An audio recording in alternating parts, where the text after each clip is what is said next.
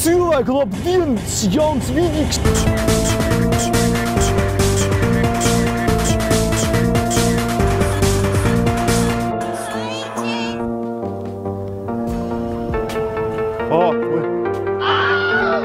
Sorry, brati, es izbakstīju acis taču.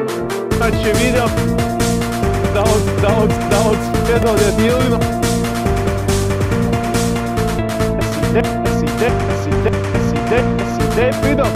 Pidok. Šeit ļoti svarīga lieta ir mājas klāt, un mēs esam šeit, šajā skaistajā Ventspils.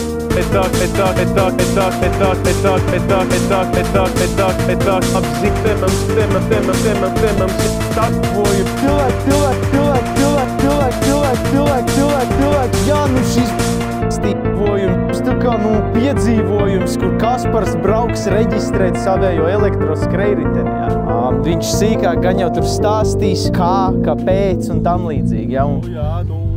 Un viņš brauks uz Rīgu, uz CSDD, kāpēc Rīgā, tāpēc, ka Ventspilī nevar. Jā, Ventspilī nav tāds ātruma tests, tāds neeksistē. Jā, viņš tikko pateica, tur jātaisa ātruma tests ir. Tur ir iespēja, jā, jūs sapratīsiet. Bet ir iespējamība reģistrēt esošos skrējriteņus, kas mums ir. Un ja varēs, mēs svinēsim, mēs ēdīsim, mēs nebezdēsim sabiedriskajās vietās.